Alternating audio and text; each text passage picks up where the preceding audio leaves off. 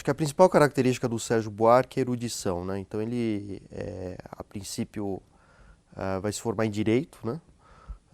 Ele estudou no Colégio São Bento, morava ali no Pacaembu, né? Acho que a casa depois onde eles moram foi estatizada pelo Haddad, né? Até queriam criar um centro cultural. E eu ia cuidar desse centro cultural, mas depois colocaram outro secretário de cultura e o projeto morreu, né? Bom, mas enfim, aí o Sérgio Buarque, ele chega a participar assim, muito timidamente da Semana de 22, né? Era um menino de 15, 16 anos, alguma coisa assim. Então ele lia muito Mário de Andrade, o Oswald, teve contato ali com os modernistas. E aí, por volta de 1927, ele vai morar na Alemanha, né? Ele vai, inclusive, entrevistar o escritor alemão Thomas Mann, né? E é nesse momento que ele vai ter uma inserção em vários intelectuais alemães, né? Que despontavam como os grandes pensadores, intérpretes da sociologia, da filosofia, que é o caso do Weber, né? O Sérgio Buarque é o primeiro brasileiro a citar o Weber, né? Ele vai ter contato com Walter Benjamin, não com o filósofo, mas com a obra claro. dele. Eu descobri isso fazendo o meu mestrado. Ele tinha, na biblioteca da Unicamp, no CIARC, né? Tem um departamento ali que cuida dos arquivos do Sérgio Buarque, o que sobraram desses arquivos, né? Supõe-se que o Sérgio Buarque tenha tido a maior biblioteca desse país. Ele dava, né, os livros. Sim, De tempos em tempos despejava. ele Os dava. próprios filhos chegavam a dizer que às vezes entravam no sebo e encontravam um livro do pai ali, não sabiam como tinham parado lá, né? Mas é interessante porque o Sérgio Buarque vai ler o Weber, vai ler o Simmel, vai ter um aprofundamento no marxismo. Então essa é a marca do Sérgio. Ele vai ler um arcabouço de pensadores alemães, né, que desbrochavam como grandes intérpretes, né, não só da esquerda, mas também da direita, né? Então, por exemplo, na primeira versão do Raiz do Brasil, ele cita bastante o Carl Schmitt, vai ler o Nietzsche, de alguma maneira vai ter contato com Benjamin, como eu disse, né? Então, tudo isso vai fazer dele um autor extremamente inovador aqui para a interpretação do Brasil, né? Porque no final do século XIX, início do século XX, com exceção do Gilberto Freire e do Caio Prado, a maioria das interpretações sobre o Brasil eram de cunho evolucionista, né? O que quer dizer isso? Isso significa que se tentava entender o país a partir de linhas do progresso, né? Então o europeu era tido como superior por ter revolução industrial, sistemas de urbanização mais complexos, um nível de ciência mais desenvolvido.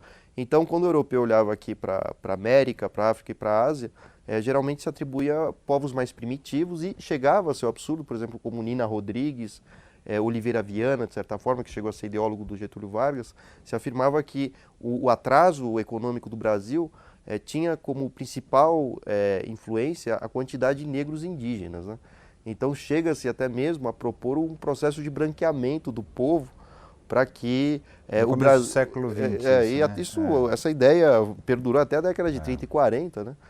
Quando se pensava então que bastava branquear o povo para que a gente alcançasse um progresso científico, econômico, alguma coisa do tipo. E aí o Gilberto Freire, em 33, né, vai lançar o Casagrande Senzala, buscando mostrar então que essa explicação é absurda, né? Ou seja, que a gente não tem que entender o desenvolvimento de um povo a partir do progresso, né? Cada povo se desenvolve a seu modo, nenhum povo é superior ou inferior a outro, seja biologicamente, talvez do ponto de vista técnico, econômico, mas isso em nenhum momento tem alguma relação com um conceito que hoje está em desuso, que é de raça, né, dentro da antropologia. Bom, aí o Sérgio Buarque ele vai trazer um outro arcabouço teórico, né? O Gilberto Freire vai ser aluno do Franz Boas, dos Estados Unidos. O Sérgio Buarque, primeiro, e depois a Escola Paulista, Sociologia, né, que nas mãos do Florestan Fernandes, vai depois dizer que o Gilberto Freire viu o Brasil e a relação da Casa Grande com a Senzala do alto da janela da Casa Grande, né? Desconsiderando que a Senzala era insalubre, né? Ali onde as pessoas defecavam, nasciam crianças a poucos passos, né? Então, é um campo de concentração, era, enfim, de alguma maneira muito mais higiênico, né? Muito mais progressista, né? Do que uma senzala, né? Que era uma condição absolutamente desumana, né? Não que o campo de concentração não seja, né? Mas é interessante a gente pensar nisso. Então, Gilberto Freire ele vai inaugurar um novo tipo de interpretação no Brasil, ou seja, tentar entender o país a partir das suas próprias características, né? Sem comparar com outras nações. E, ao mesmo tempo, ele vai tomar uma postura que hoje é muito criticada, que é o relativismo, ou seja, não faz a crítica. Para ele, o projeto colonizador português no Brasil foi um grande sucesso, a ponto que teria criado uma sociedade praticamente sem preconceito racial, né? Ele não diz isso, mas praticamente inventa o mito da democracia racial no Brasil, né? Então, o Sérgio Buarque, quando volta ao Brasil, se eu não me engano foi em 33, 32 mais ou menos, ele tem contato com Gilberto Freire, com a obra, né? Vai citá-lo, né, em Raízes do Brasil, e é a partir disso que ele desenvolve o conceito de cordialidade, né? Porque é uma hipocrisia.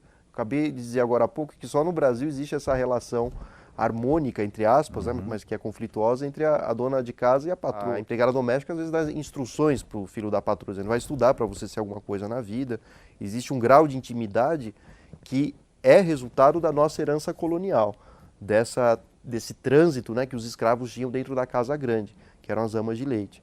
E aí vem os pontos polêmicos do Gilberto Freire, né? Apesar de ser sobre o Sérgio Buarque, a gente precisa entender o claro, Gilberto porque Freire. Ele se contrapõe em muitas Exatamente, coisas. Né? Mas o Gilberto Freire, em Casa Grande Senzala, tem uma visão nostálgica sobre o Brasil colonial e sobre a escravidão, praticamente dizendo o seguinte, olha, bons tempos aqueles em que o escravo ficava de 4 e o senhorzinho ali, criança, dando chicotadas, brincando de cavalinho com o escravo, e isso criou uma espécie de escravidão adocicada, harmonizada, redução dos conflitos, mas escravidão é escravidão, né?